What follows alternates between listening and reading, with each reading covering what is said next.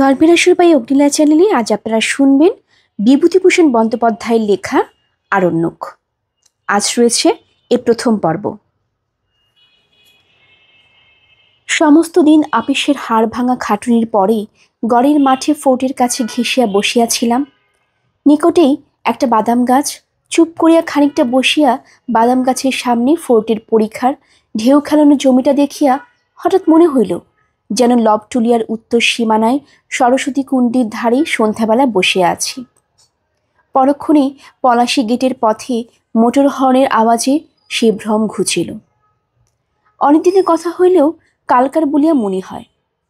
কলিকাতা শহরের হইচই কর্মকোলাহলের মধ্যে অহরহ ডুবিয়া থাকিয়া এখন যখন লবটুলিয়া বৈহার কি আজমাবাদের সে অরণ্য ভূভাগ, সে জ্যোৎস্না, সে তিমিরময় স্তব্ধ রাত্রি, ধুধু বনঝাও আর কাশবনের চর, দিগ্বলয় ললিয়ন, ধূসর শৈলশ্রেণী, গভীর রাত্রে বন্য নীল গায়ের দলে দ্রুত পদধ্বনি, খররৌদ্র মধ্যাহ্নে সরস্বতী কুণ্ডীর জলের ধারেই পিপাসার্ত বন্য মহিষ, সে অপূর্ব মুক্ত শিলাশ্রিত প্রান্তরের রঙিন বনফুলের শোভা, ফুটন্ত রক্তপলাশে ঘন আরণ্যের কথা ভাবি, তখন মনে হয় বুঝি কোনো অবসর দিনে শেষে সন্ধ্যা ঘুমের ঘোরে এক সৌন্দর্য ভরা জগতের স্বপ্ন দেখিয়াছিলাম। পৃথিবীতে তেমন দেশ যেন কোথাও নাই।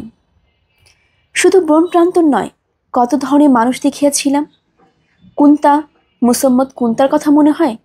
এখন যেন সুমঠিয়া বৈহারে বিস্তীর্ণ বন্যকুলের জঙ্গলে সে দরিদ্র মেয়েটি তার ছেলে মেয়েদের সঙ্গে লইয়া বন্যকুল সংগ্রহ করিয়া তাহার দৈনন্দিন সংসার যাত্রার ব্যবস্থায় ব্যস্ত।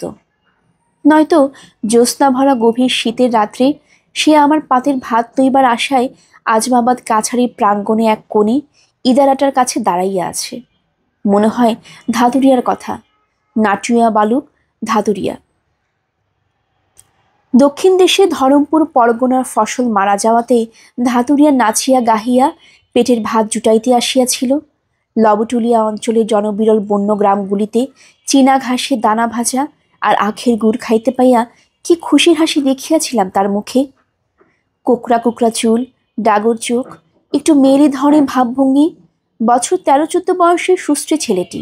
সংসারে বাপ নাই, মা নাই, কেহ কোথাও নাই। তাই সেই অল্প বয়সে তাহাকে নিজের চেষ্টা নিজেকেই দেখিতে হয়। সংসারের স্রোতে কোথায় ভাসিয়া গেল আবার? মনে পড়ে সরল মহাজন ধাওতাল সান্যকে। আমার ঘরের বাংলো কোণটাতে বসিয়া সে বড় বড় সুপারি জাতি দিয়া কাটিতেছে। গভীর জঙ্গলের মধ্যে ছোট কুড়ি ঘরের ধারে বসিয়া দরিদ্র ব্রাহ্মণ রাজু পারে 3টে মহিষ চড়াইতেছে এবং আপন মনে গাহিতেছে, দয়া হোজি। মহালিখারূপের পাহাড়ের পাদদেশে বিশাল বনপ্রান্তরে বসন্ত নামিয়াছে। লবটুলিয়া বৈহারের সর্বত্র হলুদ রঙের গোলাগুলি ফুলের মেলা, দ্বিপ্রহরে তামাভ্র, রৌদ্রদগ্ধ দিগন্ত, বালির ঝড়ে ঝাপসা, রাত্রে দূরে মহালিখারূপের পাহাড়ে আগুনের মালা, শালবনে আগুন দিয়াছে। কত অতি দরিদ্র বালক বালিকা, নরনারী, কত দুর্দান্ত প্রকৃতির মহাজন, গায়ক, কাঠুরে, ভিখারির বিচিত্র জীবনযাত্রার সঙ্গে পরিচয় হইয়াছিল। অন্ধকার প্রান্তরে ঘরের বাংলোয় বসিয়া বসিয়া বন্য শিকারীর মুখে অদ্ভুত গল্প শুনিতাম। মোহনপুরা রিজার্ভ ফরেস্টের মধ্যে গভীর রাত্রিতে বন্য মহিষ শিকার করিতে গিয়া ডালপালা ঢাকা গর্তের ধারে বিরাটকায় বন্য মহিষের দেবতাকে তারা দেখিয়াছিল। ইহাদের কথাই বলিব। জগতের যে পথে সভ্য মানুষের চলাচল কম, কত অদ্ভুত জীবনধারা স্রোত আপন মনে উপলবিকর্ণ অজানা নদী খাত দিয়া ঝিরঝির করিয়া বহিয়া চলে সে পথে, তাহাদের সহিত পরিচয় স্মৃতি আজও ভুলিতে পারি নাই। কিন্তু আমার এই স্মৃতি আনন্দের নয়, দুঃখের। এই স্বচ্ছন্দ প্রকৃতি লীলাভূমি আমার হাতে বিনষ্ট হইয়াছিল। বনের দেবতারা সেজন্য আমায় কখনো ক্ষমা করিবেন না জানি। নিজের অপরাধের কথা নিজের মুখে বলিলে অপরাধের ভার শুনিয়াছি লঘু হইয়া যায়। তাই এই কাহিনীর অবতারণা। 15-16 বছর আগেকার কথা। বিয়ে পাশ করিয়া কলিকাতায় বসিয়া আছি। বহু জায়গায় ঘুরিয়া চাকুরি মিলিল না। সরস্বতী পূজার দিন। মেসে অনেক দিন ধরিয়া আছি, তাই নিতান্তই তাড়াইয়া দেয় না। কিন্তু তাগাদার উপর তাগাদা দিয়া মেসের ম্যানেজার অস্থির করিয়া তুলিয়াছে। মেসে প্রতিমা গড়াইয়া পূজা হইতেছে, ধুমধামও মন্দ নয়। সকালে উঠিয়া ভাবিতেছি আজ সব বন্ধ। দু একটা জায়গায় একটু আশা দিয়াছিল, তা আজ আর কোথাও যাওয়া কোনো কাজের হইবে না, বরং তার চেয়ে ঘুরিয়া ঘুরিয়া ঠাকুর দেখিয়া বেড়াই। মেসের চাকর জগন্নাথ এমন সময় এক টুকরো কাগজ হাতে দিয়া গেল। পড়িয়া দেখিলাম ম্যানেজারের লেখা তাগাদার চিঠি। আজ মেসে পূজা উপলক্ষে ভালো খাওয়া দাওয়ার ব্যবস্থা হইয়াছে। আমার কাছে 2 মাসের টাকা বাকি। আমি যেন চাকরের হাতে অন্তত 10টি টাকা দেই, অন্যথা কাল হইতে খাওয়ার জন্য আমাকে অন্যত্র ব্যবস্থা করিতে হইবে। কথা খুব ন্যায্য বটে, কিন্তু আমার সম্বল মোটে 2টি টাকা আর কয়কানা পয়সা। কোনো জবাব না দিয়াই মেস হতে বাহির হইলাম। পাড়ার নানান স্থানে পূজার বাজনা বাজিতেছি, ছেলে মেয়েরা গলির মোড়ে দাঁড়াইয়া গোলমাল করিতেছি। অভয় ময়রার খাবারের দোকানে অনেক রকম নতুন খাবার থালায় সাজানো। বড় রাস্তার ওপারে কলেজ হোস্টেলের ফটকে নহবত বসিয়াছে। বাজার হইতে দলে দলে লোক ফুলের মালা ও পূজার উপকরণ কিনিয়া ফিরিতেছে। ভাবিলাম কোথায় যাওয়া যায়। আজ 1 বছরের উপর হইল জোড়াসাঁকো স্কুলে চাকরি ছাড়িয়া দিয়ে বসিয়া আছি, অথবা বসিয়া ঠিক নাই, চাকরির খোঁজে হেন মার্চেন্ট আপিস নাই, হেন স্কুল নাই, হেন খবরের কাগজের আপিস নাই, হেন বড় লোকের বাড়ি নাই, যেখানে অন্তত 10 বার না হাঁটাহাঁটি করিয়াছি, কিন্তু সকলেরই একই কথা, চাকরি খালি নেই। হঠাৎ পথে সতীশের সঙ্গে দেখা। সতীশের সঙ্গে হিন্দু হোস্টেলে একসঙ্গে থাকিতাম। বর্তমানে সে আলিপুরের উকিল। বিশেষ কিছু হয় বলিয়া মনে হয় না। বালিগঞ্জের ওদিকে কোথায় একটা টিউশনি আছে, সেটাই সংসার সমুদ্রে বর্তমানে তাহার পক্ষে ভেলার কাজ করিতেছে। আমার ভেলা তো দূরের কথা, একখানা মাস্তুল ভাঙা কাঠও নাই। যতদূর হাবুডুবো খাইয়ার তাহা খাইতেছি।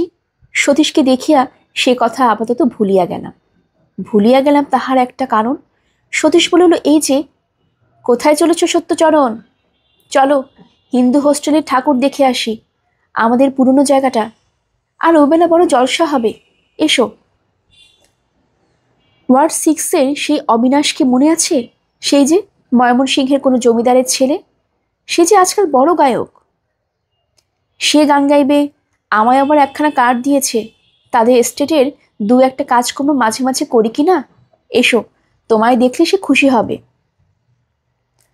কলেজে পড়িবার সময় আজ 5-6 বছর আগে আমোদ পাইলে আর কিছু চাহিতাম না। এখন সে মনের ভাব কাটে নাই দেখিলাম। হিন্দু হোস্টেলের ঠাকুর দেখিতে গিয়া সেখানে মধ্যাহ্নভোজের নিমন্ত্রণ পাইলাম, কারণ আমাদের দেশের অনেক পরিচিত ছেলে এখানে থাকে। তাহারা কিছুতেই আসতে দিতে চাহিল না। বলিলাম, বিকেলে জলসা হবে, তা এখন কি, মেস থেকে খেয়ে আসবো এখন। তাহারা সে কথায় কর্ণপাত করিল না। কর্ণপাত করিলে আমাকে সরস্বতী পূজার দিনটা উপবাসে কাটাইতে হইত। ম্যানেজারের অমন কড়া চিঠির পরে আমি গিয়া মেসের লুচি পায়েসের ভোজ খাইতে পারিতাম না, যখন একটা টাকাও দেইনি। এ বেশ হইল। পেট ভরিয়া নিমন্ত্রণ খাইয়া বৈকালে জলসার আসরে গিয়া বসিলাম। আবার 3 বছর পূর্বে ছাত্র জীবনে উল্লাস ফিরিয়া আসিল। কে মনে রাখে যে চাকরি পাইলাম কিনা? পাইলাম। মেসের ম্যানেজার মুখ হাড়ি করিয়া বসিয়া আছে কিনা কে জানে। ঠুংরি ও কীর্তনের সমুদ্রে তলাইয়া গিয়া ভুলিয়া গেলাম যে দেনা মিটাইতে না পারিলে কাল সকাল হইতে বায়ুভক্ষণের ব্যবস্থা হইবে।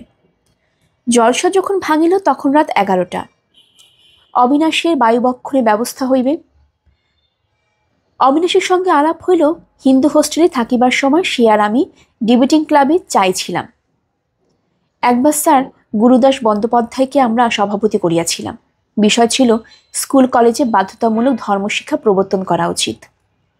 অবিনাশ প্রস্তাবকর্তা, আমি প্রতিবাদী পক্ষের নায়ক। উভয় পক্ষে তুমুল তর্কের পর সভাপতি আমাদের পক্ষে মত দিলেন। সেই হইতে অবিনাশের সঙ্গে খুব বন্ধুত্ব হইয়া যায়। যদিও কলেজ হইতে বাহির হইয়া এই প্রথম আবার তার সঙ্গে দেখা সাক্ষাৎ। অবিনাশ বলিল, চলো, আমার গাড়ি আছে, তোমাকে পৌঁছে দেই। কোথায় থাকো? মেসের দরজা নামাইয়া দিয়া বলিল, শোনো, কাল হ্যারিংটন স্ট্রিটে আমার বাড়িতে চা খাবে বিকেল 4টার সময়, ভুলো না যেন। 33-2 লিখে রাখো তো নোট বইয়ে। পরদিন খুঁজিয়া হ্যারিংটন স্ট্রিট বাহির করিলাম। বন্ধুর বাহির বাড়িও করিলাম। বাড়ি খুব বড় নয়, তবে সামনে পিছনে বাগান, গেটে উস্টারিয়া লতা, নেপালিয়া দারোয়ান ও পিতলের প্লেট, লাল সুরকির বাঁকা রাস্তা, রাস্তার একধারে সবুজ ঘাসের বন, অন্য ধারে বড় বড় মুচুকন্দ চাপা ও আম গাছ। গাড়ি বারান্দা বড় একখানা মোটর গাড়ি। বড় লোকের বাড়ি নয় বলিয়া ভুল করিবার কোনো দিক হইতে কোনো উপায় নাই। সিঁড়ি দিয়ে উপরে উঠিয়াই বসাবার ঘর। অবিনাশ আসিয়া আদর করিয়া ঘরে বসাইল এবং প্রায় সঙ্গে সঙ্গেই পুরাতন দিনে কথাবার্তায় আমরা দুজনেই মশগুল হইয়া গেলাম। অবিনাশের বাবা ময়মনসিংহের একজন বড় জমিদার, কিন্তু সম্প্রতি কলিকাতার বাড়িতে তাহারা কেহই নাই। অবিনাশের এক ভগ্নীর বিবাহ উপলক্ষে গত অগ্রহায়ণ মাসে দেশে গিয়াছিলেন, এখনো কেহই আসেন নাই। এ কথা ও কথার পর অবিনাশ বলিল, এখন কি করছো সত্য? বলিলাম, জোড়াসাঁকো স্কুলে মাস্টারি করতুম, সম্প্রতি বসেই আছি একরকম, ভাবছি আর মাস্টারি করব না। দেখছি অন্য কোনো দিকে যদি দু এক জায়গায় আশাও পেয়েছি। আশা পাওয়ার কথা তো সত্য নয়, কিন্তু অবিনাশ বড়লোকের ছেলে, মস্ত বড় স্টেট ওদের, তাহার কাছে চাকুরির উমেদারি করিতেছি, এটা না দেখায় তাই কথাটা বলিলাম। অবিনাশ একটুখানি ভাবিয়া বলিল, তোমার মতো একজন উপযুক্ত লোকের চাকুরি পেতে দেরি হবে না অবশ্য। আমার একটা কথা আছে, তুমি তো আইনও পড়েছিলে না? বলিলাম, পাশও করেছি, কিন্তু ওকালতি করবার মতিগতি নেই। অবিনাশ বলিল, আমাদের একটা জঙ্গল মহল আছে পূর্ণিমা জেলায়, প্রায় 20-30 হাজার বিঘের জমি। আমাদের সেখানে নায়েব আছে, কিন্তু তার উপর বিশ্বাস করে অত জমি বন্দোবস্তের ভার দেওয়া চলে না। আমরা একজন উপযুক্ত লোক খুঁজছি, তুমি যাবে? কারণ অনেক সময় মানুষকে প্রবঞ্চনা করে জানিতাম। অবিনাশ বলে কি, যে চাকুরি খুঁজে আজ 1 বছর কলিকাতার রাস্তাঘাট চষিয়া বেড়াইতেছি, চায়ের নিমন্ত্রণে সম্পূর্ণ অযাচিতভাবে সেই চাকুরির প্রস্তাব আপনা হইতে সম্মুখে আসিয়া উপস্থিত হইল। তবু মান বজায় রাখিতে হইবে। অত্যন্ত সংযমের সহিত মনের ভাব চাপিয়া উদাসীনের মতো বলিলাম, ও আচ্ছা, ভেবে বলবো, কাল আছো তো? অবিনাশ খুব খোলাখুলি ও দিলদরিয়ার মেজাজের মানুষ, বলিল, ভাবাভাবি রেখে দাও, আমি বাবাকে আজই পত্র লিখতে বসছি। আমরা একজন বিশ্বাসী লোক খুঁজছি। জমিদারি ঘূর্ণ কর্মচারী আমরা চাইনি, খান তারা প্রায়ই চোর। তোমার মতো শিক্ষিত বুদ্ধিমান লোকেই সেখানে দরকার। জঙ্গল মহাল আমরা নতুন প্রজার সঙ্গে বন্দোবস্ত করব। 30,000 বিঘের জঙ্গল, অত দায়িত্বপূর্ণ কাজ কি যার তার খাতে ছেড়ে দেওয়া যায়? তোমার সঙ্গে আজ আলাপ নয়, তোমার নারী নক্ষত্র আমি জানি। তুমি রাজি হয়ে যাও, আমি এক্ষুনি বাবাকে লিখে অ্যাপয়েন্টমেন্ট লেটার জানিয়ে দিচ্ছি। কি করিয়া চাকরি পাইলাম তাহা বেশি বলিবার আবশ্যক নাই, কারণ এ গল্পের উদ্দেশ্য সম্পূর্ণ স্বতন্ত্র।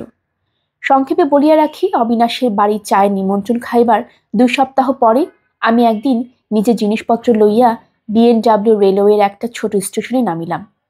শীতের বৈকাল, বিস্তীর্ণ প্রান্তরে ঘন ছায়া নামিয়াছে, দূরে বনশ্রেণীর মাথায় মাথায় অল্প অল্প কুয়াশা জমিয়াছে। রেল লাইনের দুধারে মটর ক্ষেত, শীতল সান্ধ্য বাতাসে তাজা মটর শাকের স্নিগ্ধ সুগন্ধে কেমন মনে হইল যে জীবন আরম্ভ করিতে যাইতেছি তাহা বড় নির্জন হইবে। এই শীতের সন্ধ্যা যেমন নির্জন, যেমন নির্জনে উদাস প্রান্তর আর ওই দূরের নীলবর্ণ বনশ্রেণী তেমনি। গরুর গাড়িতে প্রায় 15-16 ক্রোশ চলিলাম সারা রাত্রি ধরিয়া ছইয়ের মতো কলিকাতা হইতে আনিত কম্বল, রোজক ইত্যাদি শীতেল জল হইয়া গেল। কে জানিত এসব অঞ্চলে এত ভয়ানক শীত। সকালে রোদ্দুর যখন উঠিয়াছে তখন পথ চলিতেছি, দেখিলাম জমির প্রকৃতি বদলাইয়া গিয়াছে, প্রাকৃতিক দৃশ্য অন্য মূর্তি পরিগ্রহ করিয়াছে। ক্ষেত খামার নাই, বস্তির লোকালয় বড় একটা দেখা যায় না, কেবল ছোট বড় বন, কোথাও বন, কোথাও ঘন, কোথাও পাতলা, মাঝে মাঝে মুক্ত প্রান্তর, কিন্তু তাহাতে ফসলের আবাদ নাই। কাছারিতে পৌঁছিলাম বেলা 10টার সময়। জঙ্গলের মধ্যে প্রায় 10-15 বিঘা জমি পরিষ্কার করিয়া কতগুলো খড়ের ঘর, জঙ্গলেরই কাঠ, বাঁশ ও খড় দিয়া তৈরি ঘরে শুকনো ঘাস ও বনঝাউয়ের সরু গুড়ির বেড়া, তাহার উপর মাটি দিয়ে লেপা। ঘরগুলি নতুন তৈরি। ঘরের মধ্যে ঢুকিয়াই টাটকা কাটা খড়, আধ কাঁচা ঘাস ও বাঁশের গন্ধ পাওয়া গেল।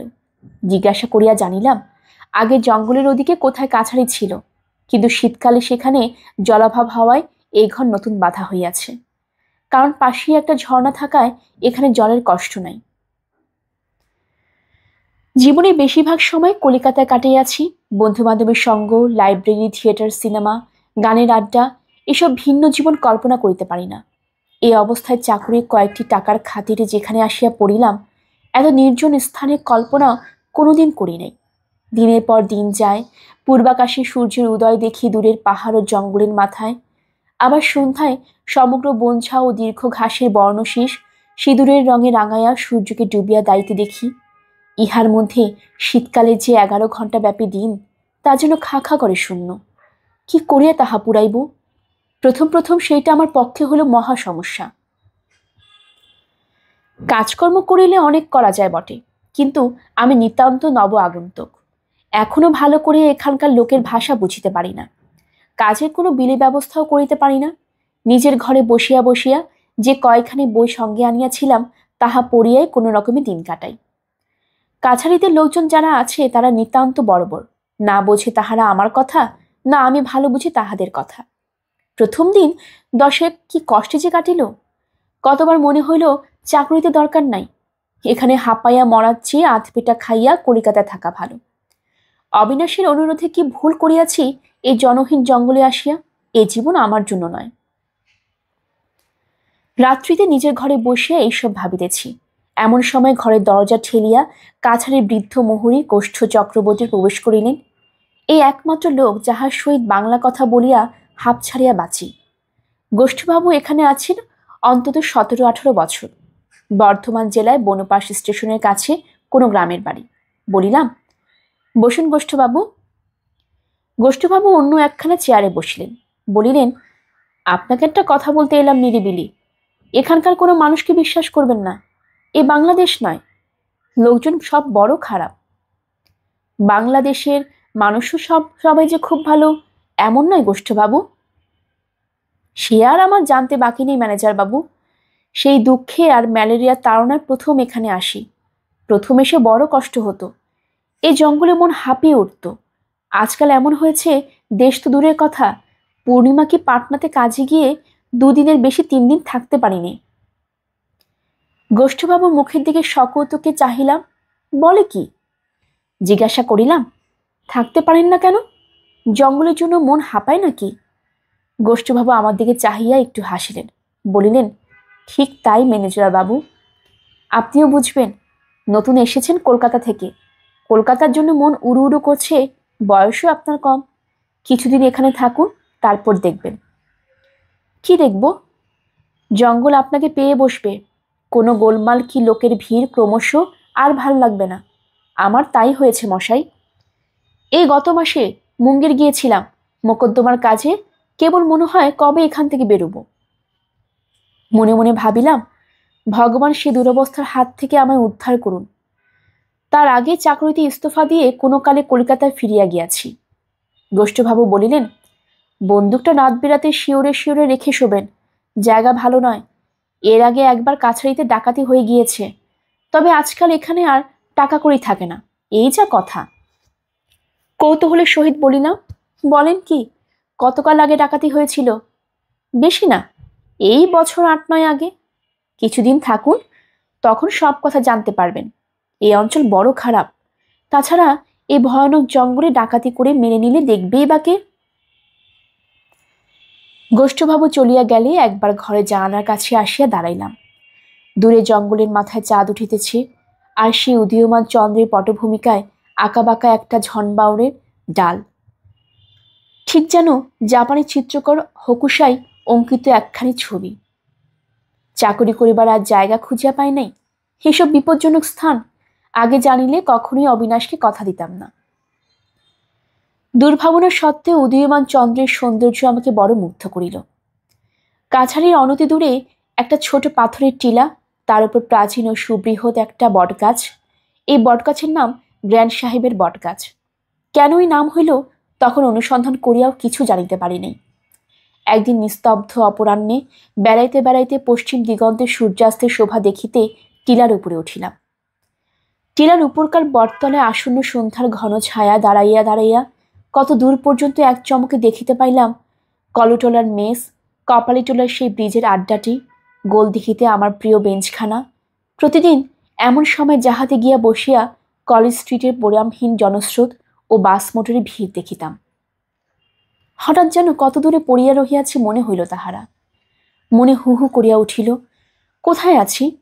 কোথাকার জনহীন অরণ্যে প্রান্তরে খড়ের চালে বসিয়া বাস করিতেছি চাকরির খাতিরে। মানুষ এখানে থাকে, লোক নাই, জন নাই, সম্পূর্ণ নিঃসঙ্গ একটা কথা কহিবার প্রাণুষ পর্যন্ত নাই। এদেশে এইসব মূর্খ বর্বর মানুষ এর একটা ভালো কথা বলিলে বুঝিতে পারে না। এদেরই সাহচর্যে দিনের পর দিন কাটাইতে হইবে। সেই দুর্বিসর্পী দিগন্তব্যাপী জনহীন সন্ধ্যার মধ্যে দাঁড়াইয়া মন উদাস হইয়া গেল, কেমন ভয়ও হইল। তখন সংকল্প করিলাম, এ মাসের আর সামান্য দিনই বাকি, সামনের মাসটা কোনোরূপে চোখ বুজিয়া কাটাইব। তারপর অবিনাশকে একখানা লম্বা পত্র লিখিয়া চাকরিতে ইস্তফা দিয়া কলিকাতা ফিরিয়া গিয়া সভ্য বান্ধববান্ধবদের অভ্যর্থনা পাইয়া, সভ্য খাদ্য খাইয়া, সভ্য সুরের সঙ্গীত শুনিয়া, মানুষের ভিড়ের মধ্যে ঢুকিয়া বহু মানবের আনন্দ উল্লাস ভরা কণ্ঠস্বর শুনিয়া বাঁচিব। পূর্বে কি জানিতাম মানুষের মধ্যে থাকিতে এত ভালোবাসি, মানুষকে এত ভালোবাসি? তাহাদের প্রতি আমার যে কর্তব্য হয়তো সে সবসময় তাহার করিয়া উঠিতে পারে না, কিন্তু ভালোবাসি তাহাদের নিশ্চয়ই, নতুবা এত কষ্ট পাইব কেন তাহাদের ছাড়িয়া আসিয়া? প্রেসিডেন্সি কলেজের রেলিংয়ে বই বিক্রি করে সেই যে বৃদ্ধ মুসলমানটি, কতদিন তাহার দোকানে দাঁড়াইয়া পুরনো বই ও মাসিক পত্রিকার পাতা উল্টাইয়াছি। কেনা উচিত ছিল হয়তো, কিন্তু কেনা হয় নাই। সেও যেন পরম আত্মীয় বলিয়া মনে হইল, তাহাকে আজ কতদিন দেখি নাই। কাছারিতে ফিরিয়া নিজের ঘরে ঢুকিয়া টেবিলে আলো জ্বালাইয়া একখানা বই লইয়া বসিয়াছি। সিপাহী মুনেশ্বর সিং আসিয়াছিলাম করিয়া দাঁড়াইল, বলিল, কি মুনেশ্বর? ইতিমধ্যে দেহাতে হিন্দি কিছু কিছু বলিতে শিখিয়াছিলাম। মুনেশ্বর বলিল, হুজুর, আমায় একখানা লোহার কড়া কিনে দেবার হুকুম যদি দেন মুহুরীবাবুকে। কি হবে লোহার কড়া? মুনেশ্বরের মুখ প্রাপ্তির আশায় উজ্জ্বল হইয়া উঠিল। সে বিনীত সুরে বলিল, একখানা লোহার কড়া থাকলে কত সুবিধে হুজুর। যেখানে যেখানে সঙ্গে নিয়ে গেলাম ভাত রাঁধা যায়, জিনিসপত্র রাখা যায়, ওতে করে ভাত খাওয়া যায়, ভাঙবে না। আমার একখানাও কড়া নেই। কতদিন থেকে ভাবছি একখানা করার কথা, কিন্তু হুজুর বড় গরিব, একখানা কড়ার দাম 6 আনা। অত দাম দিয়ে কড়া কিনি কেমন করে? তাই হুজুরের কাছে আসা। অনেক দিনের স্বাদ একখানা কড়া আমার হয়, হুজুর যদি মঞ্জুর করেন। হুজুর মালিক। একখানা লোহার কড়ায় যে এত গুণের, তাহার জন্য যে এখানে লোকের রাত্রে স্বপ্ন দেখে, এই ধরনের কথা আমি প্রথম শুনিলাম। এত গরিব লোক পৃথিবীতে আছে যে 6 আনা দামের একখানা লোহার কড়াই জুটিলে স্বর্গ হাতে পায়। শুনিয়াছিলাম এদেশের লোক বড় গরিব, এত গরিব তাহা জানিতাম না। বড় মায়া হইল। পরদিন আমার সই করা চিরকুটের জোরে মুনেশ্বর সিং নৌগছিয়ার বাজার হইতে একখানা 5 নম্বরের কড়াই কিনিয়া আনিয়া আমার ঘরে মেঝেতে নামাইয়া আমায় সেলাম দিয়া দাঁড়াইল। হো গইল, হুজুর কি কৃপা, সে কড়াইয়া হো গইল। তাহার হর্ষোৎফুল্ল মুখের দিকে চাহিয়া আমার ওই 1 মাসের মধ্যে সর্বপ্রথম আজ মনে হইল, বেশ লোকগুলা, বড় কষ্ট তো এদের।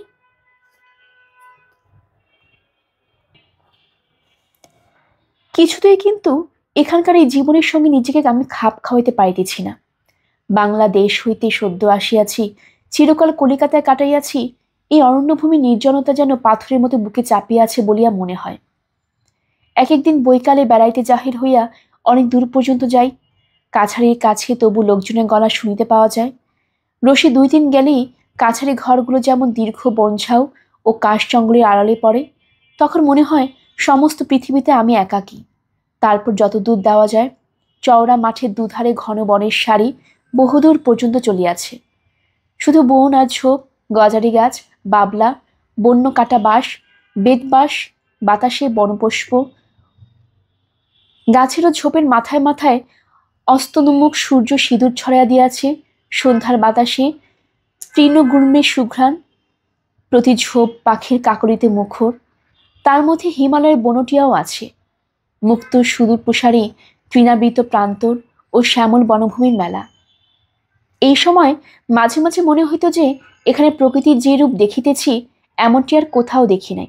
যতদূর চোখ যায় এসব যেন আমার, আমি এখানে একমাত্র মানুষ, আমার নির্জনতা ভঙ্গ করিতে আসিবে না কেউ। মুক্ত আকাশতলে নিস্তব্ধ সন্ধ্যায় দূর দিগন্তে সীমারেখা পর্যন্ত মনকে ও কল্পনাকে প্রসারিত করিয়া দিই। কাছারি হইতে প্রায় 1 ক্রোশ দূরে একটা নাবাল জায়গা আছে, সেখানে ক্ষুদ্র কয়েকটি পাহাড়ি ঝর্ণা ঝিরঝির করিয়া বাহির হইয়া যাইতেছে। তাহার দুপারে জলজ লিলির বন, কলিকাতার বাগানে যাহাকে বলে স্পাইডার লিলি। বন্য স্পাইডার লিলি কখনো দেখি নাই, জানিতাম না যে এমন নিভৃত ঝর্ণার উপর বিছানা তীরে ফুটন্ত লিলির ফুলের এত শোভা হয়, বা বাতাসে তাহারা এত মৃদু কোমল বা সুবাস বিস্তার করে। কতবার গিয়া এখানটিতে চুপ করিয়া বসিয়া আকাশ সন্ধ্যার নির্জনতা উপভোগ করিয়াছি। মাঝে মাঝে ঘোড়ায় চড়িয়া বেড়াই। প্রথম প্রথম ভালো চড়িতে পারিতাম না, ক্রমে ভালোই শিখিলাম। শিখাই বুঝিলাম জীবনে এত আনন্দ আর কিছুতেই নাই। যে কখনো এমন নির্জন আকাশতলে দিগন্তব্যাপী বনপ্রান্তরে ইচ্ছা মতো ঘোড়া ছুটাইয়া না বেড়াইয়াছে, তাহাকে বোঝানো যাইবে না সে কি আনন্দ। কাছারি হইতে 10-15 মাইল দূরবর্তী স্থানে সার্ভে পার্টি কাজ করিতেছে। প্রায় আজকাল সকালে 1 পেয়ালা চা খাইয়া ঘোড়ার পিঠে জিন কষিয়া সেই যে ঘোড়ায় উঠি, কোনোদিন ফিরি বৈকালে, কোনোদিন বা ফিরিবার পথে জঙ্গলের মাথার উপর নক্ষত্র উঠে। বৃহস্পতি জল করে, জ্যোৎস্না রাতে বনপুষ্পের সুবাস জ্যোৎস্নার সহিত মিশে শ্রীগালের রব প্রহর ঘোষণা করে। জঙ্গলে ঝিঝি পোকা দল বাঁধিয়া ডাকিতে থাকে। যে কাজে এখানে আসা তার জন্য অনেক চেষ্টা করা যাইতেছে। এত হাজার বিঘা জমি হঠাৎ বন্দোবস্ত হওয়া সোজা কথা নয় অবশ্য। আরেকটা ব্যাপার এখানে আসিয়া জানিয়াছি, এই জমি আজ 30 বছর পূর্বে নদীগর্ভে শিকস্তি হইয়া গিয়াছিল। 20 বছর হইল বাহির হইয়াছে, কিন্তু যাহারা পিতৃমোহের জমি গঙ্গায়া ভাঙিয়া যাওয়ার পরে অন্যত্র উঠিয়া গিয়া বাস করিয়াছিল, সেই পুরাতন প্রজাদিগকে জমিদার এইসব জমিতে দখল দিতে চাহিতেছেন না। মোটা সেলামিও বর্ধিত হারে খাজনার লোভে নতুন প্রজাদের সঙ্গে বন্দোবস্ত করিতে চান। অথচ যেসব গৃহহীন আশ্রয়হীন অতি দরিদ্র পুরাতন প্রজাকে তাহাদের ন্যায্য অধিকার হইতে বঞ্চিত করা হইয়াছে, তাহারা বারবার অনুরোধ উপরোধ কান্নাকাটি করিয়াও জমি পাইতেছে না। আমার কাছেও অনেক আসিয়াছিল, তাহাদের অবস্থা দেখিলে কষ্ট হয়। কিন্তু জমিদারের হুকুম, কোনো পুরাতন প্রজাকে জমি দেওয়া হইবে না, কারণ একবার চাপিয়া বসিলে তাহাদের পুরাতন সত্ত্ব তাহারা আইনত দাবি করিতে পারে। জমিদারের লাঠির জোর বেশি। প্রজারা আজ 20 বৎসর ভূমিহীন ও গৃহহীন অবস্থায় দেশে দেশে মজুরি করিয়া খায়। কেহ সামান্য চাষবাস করে, অনেকে মরিয়া গিয়াছে। তাহাদের ছেলেপিলেরা নাবালক বা অসহায় প্রবল জমিদারের বিরুদ্ধে স্রোতের মুখে কুটার মতো ভাসিয়া যাইবে। এদিকে নতুন প্রজা সংগ্রহ করা যায় কোথা হইতে? মুঙ্গের, পূর্ণিয়া, ভাগলপুর, ছাপড়া প্রভৃতি নিকটবর্তী জেলা হইতে লোক যাহারা আসে, দর শুনিয়া পিছাইয়া যায়। 2-5 জন কিছু কিছু লইতেছেও। এইরূপ মৃদু গতিতে অগ্রসর হইলে 10,000 বিঘা জঙ্গলি জমি প্রজা বিলে হইতে 20-25 বৎসর লাগিয়া যাইবে। আমাদের এক ডিহে কাছারিও আছে, সেও ঘোর জঙ্গলময় মহাল। এখান থেকে 19 মাইল দূরে। জায়গাটার নাম লবটুলিয়া। কিন্তু এখানেও যেমন জঙ্গল, সেখানেও তেমনই। কেবল সেখানে কাছারি রাখার উদ্দেশ্যে এই যে সেই জঙ্গলটা প্রতি বছর গোয়ালাদের গরু মহিষ চড়াইবার জন্য খাজনা করিয়া দেওয়া হয়। এ বাদে সেখানে প্রায় 200-300 বিঘা জমিতে বন্যকুলের জঙ্গল আছে। লাক্ষা কীট পুষিবার জন্য লোকে এই কুল বন জমা লইয়া থাকে।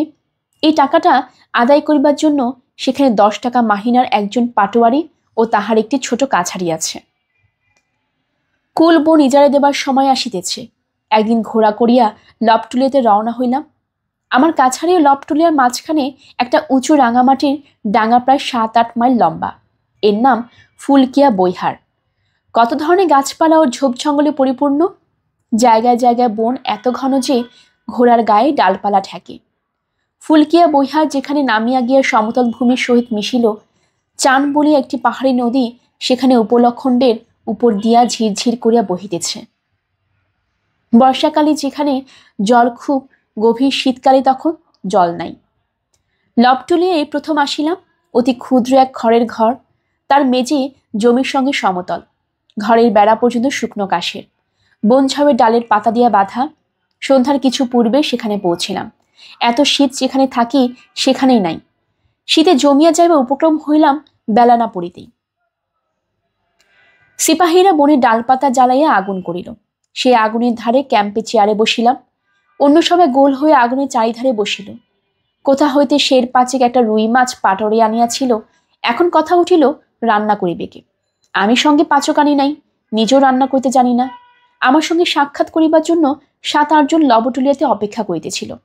তাহাদের মধ্যে কনট মিশ্র নামে এক মৈথিল ব্রাহ্মণকে পাটোয়ারি রান্নার জন্য নিযুক্ত করিল। পাটোয়ারিকে বলিলাম, এসব লোকেই বা ইজারা কি ডাকবে? পাটোয়ারি বলিল, না হুজুর, ওরা খাবার লোভে এসেছে। আপনার আসবার নাম শুনে আজ 2 দিন ধরে কাছাইতে এসে বসে আছে। এদেশের লোকের ওই রকম অভ্যেস।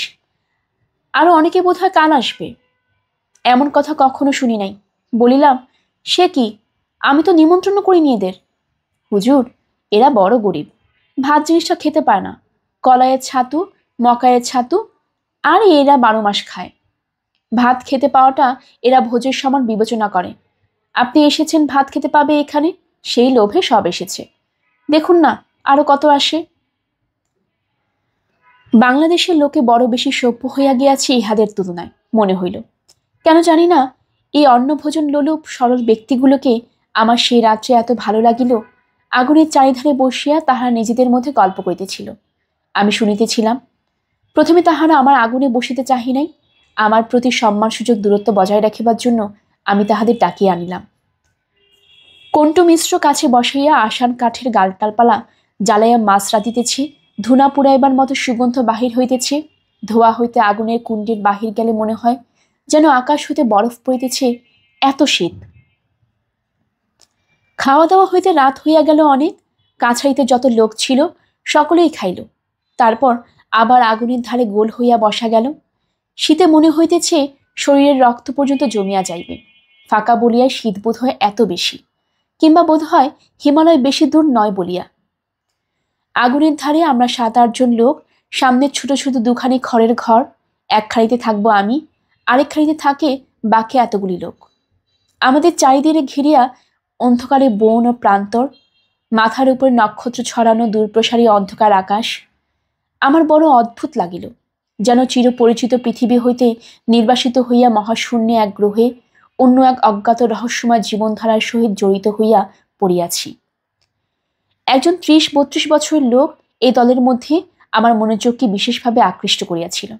লোকটির নাম গণরি তেওয়ারি। শ্যামবনুর দুহারা চেহারা, মাথায় বড় চুল, কপালে 2টি লম্বা ফোঁটা কাটা। এই শীতে গায়ে একখানা মোটা চাদর ছাড়া আর কিছু নাই।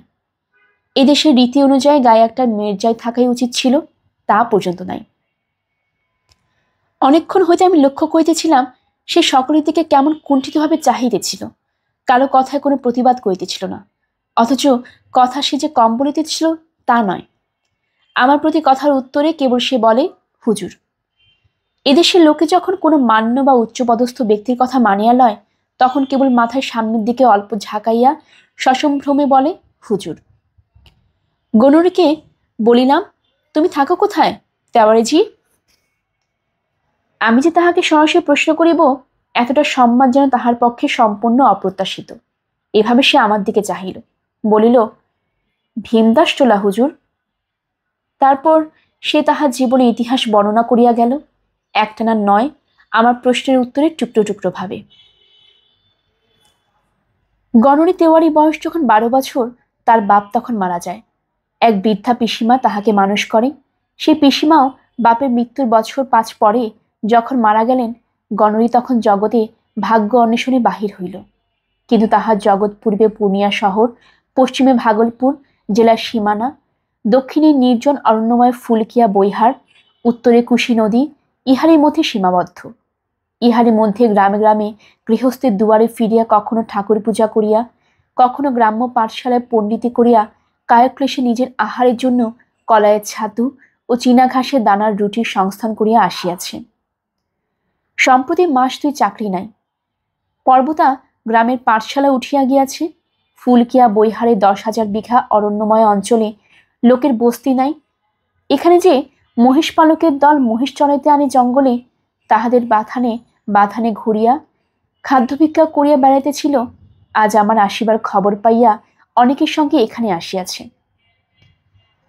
আসিয়াছে কেন সে কথা আরো চমৎকার। এখানে এত লোক এসেছে কেন তেওয়ারিজি? হুজুর, সবাই বললে ফুলকিয়ার কাছারিতে ম্যানেজার এসেছেন, সেখানে গেলে ভাত খেতে পাওয়া যাবে, তাই ওরা এলো। ওদের সঙ্গে আমিও এলাম। ভাত এখানকার লোকে কি খেতে পায় না? কোথায় পাবে হুজুর? নওগুছিয়া মনোয়ারায় রোজ ভাত খায়। আমি নিজে আজ ভাত খেলাম বোধহয় 3 মাস পরে। গত ভাদ্র মাসের সংক্রান্তিতে রাসবিহারী সিং রাজপুতের বাড়ি নেমন্তন্ন ছিল। সে বড় লোক, ভাত খাইয়াছিল, তারপর আর খায়নি। যতগুলি লোক আসিয়াছিল এ ভয়ানক শীতে কাহারও গাত্রবস্ত্র নাই। রাত্রে আগুন পোহাইয়া রাত কাটায়। শেষ রাত্রে শীত যখন বেশি পড়ে আর ঘুম হয় না, শীতের চোটে আগুনের খুব কাছে ঘেঁষিয়া বসিয়া থাকে ভোর পর্যন্ত। কেন জানি না ইহাদের হঠাৎ এত ভালো লাগলো। ইহাদের দারিদ্র্য, ইহাদের সারল্য, কঠোর জীবন সংগ্রামে ইহাদের বুঝিবার ক্ষমতা এই অন্ধকার আরণ্য ভূমি ও হিমবর্ষী মুকুট আকাশ বিলাসিতার কোমল পুষ্পাসিত পথে ইহাদের যাইতে দেয় নাই। কিন্তু ইহাদিকে সত্যকার পুরুষ মানুষ করিয়া গড়ে আছে। দুটি ভাত খাইতে পাওয়ার আনন্দে যারা ভীমদাস টোলা ও পর্বতা হইতে 9 মাইল পথ হাঁটিয়া আসিয়াছে বিনা নিমন্ত্রণে, তাহাদের মনের আনন্দ গ্রহণ করিবার শক্তি কত সতেজ ভাবিয়া বিস্মিত হইলাম। অনেক রাত্রে কিসের ঘুমে ঘুম শব্দে ঘুম ভাঙিয়া গেল। শীতে মুখ বাহির করার জন্য কষ্টকর। এমন যে শীত এখানে তা না, জানার দরুন উপযুক্ত গরম কাপড়ও লেপ তোষকানি নাই। কলিকাতায় যে কম্বল গায়ে দিতাম সেখানে আনিয়াছিলাম। শেষ রাত্রে সে যেন ঠান্ডা জল হইয়া যায় প্রতিদিন। যে পাশে শুয়ে থাকি শরীরের গরমে সেদিকটা তবুও থাকে একরকম। অন্য কাতে পাশ ফিরতে গিয়া দেখি বিছানা কনকন করিতেছে। সে পাশে মনে হয় যেন ঠান্ডা পুকুরের জলে পৌষ মাসের রাত্রে ডুব দিলাম। পাশের জঙ্গলের মধ্যে কিসের যেন সম্মিলিত পদশব্দ। কাহারা যেন দৌড়িতেছে। গাছপালার শুকনো বনঝাউয়ের গাছ মটমট শব্দে ভাঙিয়া ঊর্ধ্বশ্বাসে দৌড়িতেছে। কি ব্যাপারখানা কিছু বুঝিতে না পারিয়া সিপাহী বিষ্ণুরাম পারেও স্কুল মাস্টার গণনী তেওয়ারিকে ডাক দিলাম। তাহারা নিদ্রাজড়িত চোখে উঠিয়া বসিল।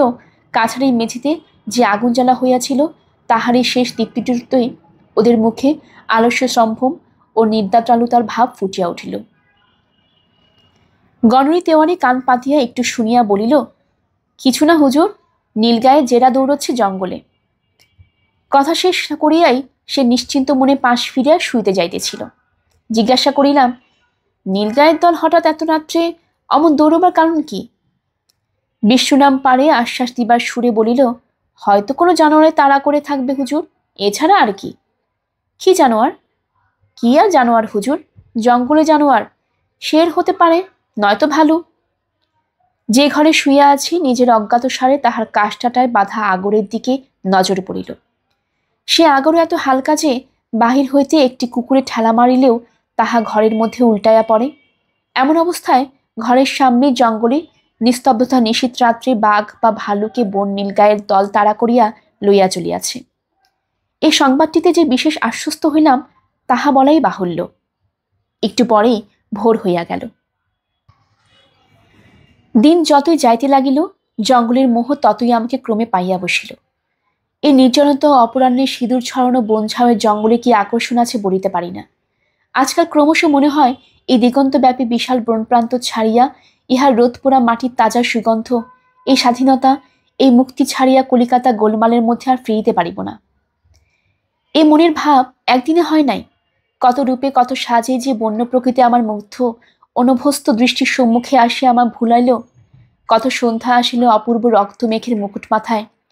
দুপুরে খরতর রৌদ্র আসিল উন্মাদিনী ভৈরবীর বেশে। গভীর নিশীতে জ্যোৎস্নাবরণের সুরন্দ সুন্দরী সাজে হিমস্নিগ্ধ বনকুসুমের সুবাস মাখিয়া। আকাশ ভরা তারার মালা গলায়। অন্ধকার রজনীতে কালপুরুষের আগুনের খড়গ হতে দিগ্বিদিক ব্যাপিয়া বিরাট কালী মূর্তিতে। গল্পের আসর বাই অগ্নিলা চ্যানেলে আপনারা শুনছিলেন বিভূতিভূষণ বন্দ্যোপাধ্যায়ের লেখা আরণ্যক। আজ ছিল এর প্রথম পর্ব। আমার এই গল্প পাঠ আপনাদের কাছে কেমন লাগে অবশ্যই কমেন্ট করে জানাবেন। পরবর্তী পর্বের জন্য আমন্ত্রণ রইল। ধন্যবাদ, সবাই ভালো থাকবেন।